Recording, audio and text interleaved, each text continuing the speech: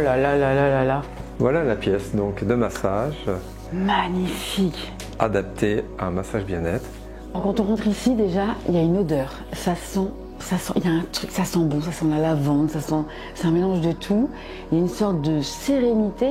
Est-ce que c'est important, ça, l'ambiance? Il faut que dans les premières secondes, quand la personne arrive dans cet espace-là, elle se sente bien. C'est quoi la différence entre un massage bien-être émotionnel ou un massage qu'on voit un peu en institut? Le massage, en fait, qu'on dit massage classique, c'est un massage où ça ressemble presque plutôt à du massage musculaire. Simplement, on travaille du muscle, on travaille de la douleur, on travaille des tensions.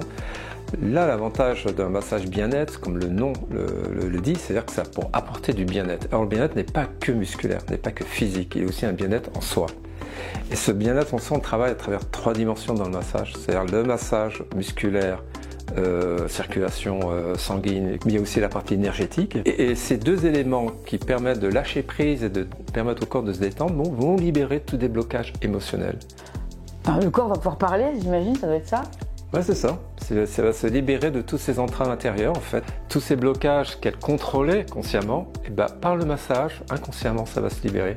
Et c'est à ce moment-là que ces émotions qui ne sont plus contrôlées par le conscient vont se libérer. Et alors, on parle d'énergie, ça veut dire quoi? L'énergie, il faut la faire circuler. Et le massage bien-être, justement, permet de faire circuler cette énergie dans le corps. C'est important dans un massage que le praticien massage bien-être, il est capable d'apporter cette bonne énergie, mais également de récupérer la mauvaise énergie de la personne pour qu'on soit simplement juste une transition. Nous, on est là juste pour la recevoir et la faire partir. Ça vous est déjà arrivé d'arrêter une séance parce que justement, il y avait trop d'émotions? J'ai jamais arrêté un massage. Pourquoi? Parce qu'en fait, je suis à l'écoute du massé. Je m'adapte à ce que je sens. Je m'adapte avec mes mains.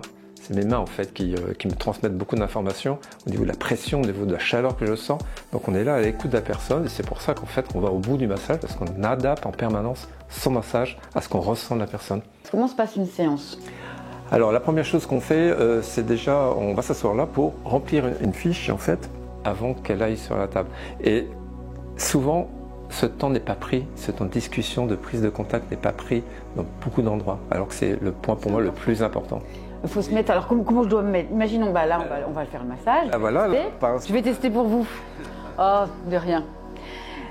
Comment ça va se passer? J'imagine que j'y vais pas en jean. Et non, vous êtes obligé de changer. Comment ça se passe dans la séance? Parce que j'imagine que les personnes sont pas fortes. On peut être pudique, on peut aussi avoir un passé compliqué qui fait que le toucher peut déclencher des émotions violentes. Oui. Et comment vous faites-vous pour gérer ça, ce rapport au corps, cette rencontre en fait entre le masseur et le massé, sans choquer et sans rentrer dans sa bulle trop violemment? Comment ça se passe? C'est toute la difficulté en fait de ce métier. C'est justement aller au-delà de ce que la personne peut accepter, parce que si on ne fait que ce que la personne peut accepter, on est dans sa zone de confort de la personne et on va rien lui apporter. Donc il faut toujours aller un petit peu plus loin. Mais c'est vrai, il faut le faire avec patience. Il faut ressentir aussi ce que la personne dit. Par exemple, quand une personne est très pudique, déjà, elle a la poitrine recouverte. Et on essaie aussi de garder le plus longtemps possible la serviette sur elle. On va dégager qu'une partie d'une jambe, puis on va la recouvrir, on va dégager l'autre jambe. Mais j'ai remarqué très souvent qu'avec la confiance qui était établie avec le praticien, cette pudeur a tendance à disparaître. Mais ça mûrit au fur et à mesure des séances en fait. J'ai l'exemple par exemple d'une personne qui, ça me vient à l'esprit, qui ne voulait pas être touchée par des hommes. Le massage a eu lieu. Il m'a dit, mais c'est incroyable, ce massage. Et pourtant, moi qui ne pouvais plus accepter la main d'un homme, je dis, mais c'est pas un homme que vous a massé, c'est un praticien qui vous a massé. C'est ce que je lui ai répondu.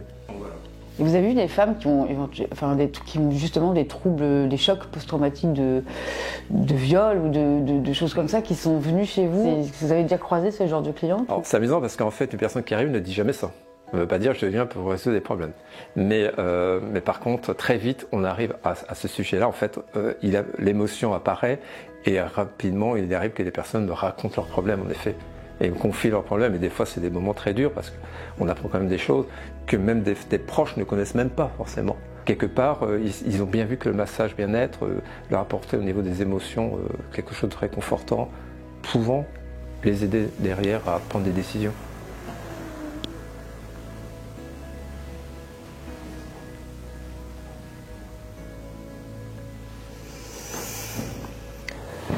Voilà, c'est la fin du massage, Annabelle.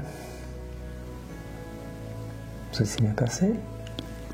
Ouais, ben prenez votre temps pour vous réveiller. Je vous laisse 2-3 minutes pour revenir à vous.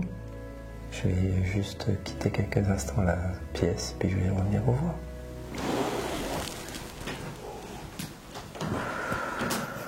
Un ressenti, là je suis un peu vidée. C'est assez étonnant. Toutes les tensions que j'avais en arrivant, mais un peu bien, c'est-à-dire que j'étais fatiguée, énormément de tension dans le dos. Et là c'est étonnant parce que vous êtes passé en... Alors j'ai même pas vu le temps passer, 1h30. Ouais, c'est ça. Oui. Ouais. Et alors vous avez réussi à... Hallucinant, ce qui est fou, c'est quand vous massez en fonction des zones. Alors je sais pas si c'est... Eh ben, il y a des trucs qui viennent dans le cerveau. Par exemple, les pieds, il y avait par exemple, mes problèmes de finances, par exemple. Après, on montait dans les mollets. Là, c'est toute la partie quotidien, les stress. Voilà, je vais pas raconter ma vie à la caméra. Mais tout est venu d'un coup quand vous avez appuyé sur le dos là.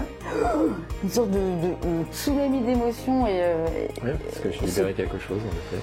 Et c'est parti. Fait circuler l'énergie. Vous avez en fait, en travaillant sur la partie énergétique, vous avez débloqué des centres d'énergie et ça vous a redonné l'énergie dans tout votre corps. Donc ça, vous pouvez aussi revivre. Au niveau musculaire, vous êtes détendu. Mais au niveau énergie, vous avez en plus, comme on l'a dit, de la bonne énergie. Et surtout, je repars avec envie de faire bien, posé, et moins spin, plus normal en fait. C'est ça.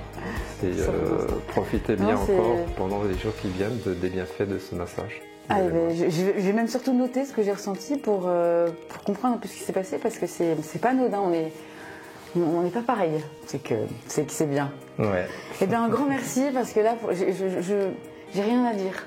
Pourtant je parle beaucoup mais là vraiment